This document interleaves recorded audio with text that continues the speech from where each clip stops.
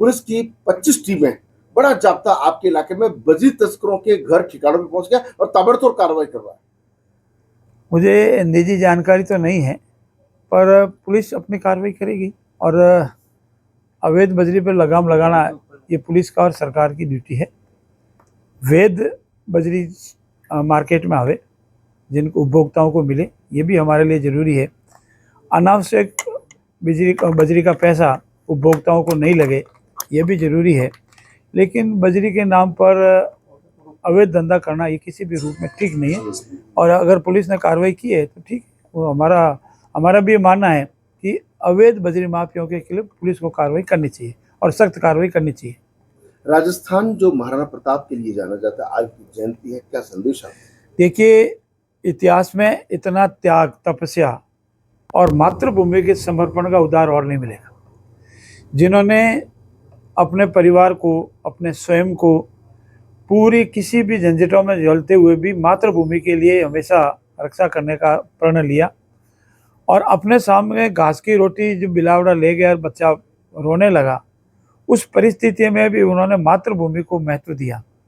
मैं उनके त्याग, तपस्या और शौर्य को नमन करता हूं और हम सब उनसे शिक्षा लें और मातृभूमि की रक्षा के लिए हमेशा समर्पित रहें और ये भाव पैदा करें कि हमारे लिए मातृभूमि ही सर्वोपरि है, हमारे लिए राष्ट्र ही सर्वप्रथम है और राष्ट्र के बाद हम सब कुछ है। लेकिन सर, राजस्थान में माफिया विभिन्न प्रकार कई सालों से, कई वर्षों से, कई सरकारों पर पनपता रहा है।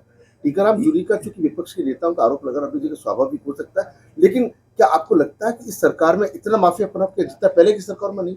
देखिए, मैं आदरणीय टीकाराम जी जूली और आदरणीय पूर्व मुख्यमंत्री अशोक गहलोत जी के ट्वीट को ध्यान में रखते हुए आपसे निवेदन कर रहा हूँ कि जिन्होंने इन माफियाओं को पनपाया, 5 साल तक इनको खुली छूट दी, चाहे नकल माफिया, चाहे बजरी माफिया, चाहे भू माफिया, चाहे जल माफिया, चाहे नकल गिरोह के माफिया और अनेक तरह के माफियाओं को पनपाया और उन्होंने हर विधानसभा में वहाँ के जनप्रतिनिधियों को भी खुली छूट दे दी और उसी का परिणाम है कि इन माफियाओं को लगाम लगाने के लिए हमको काफ़ी जोर पड़ रहा है।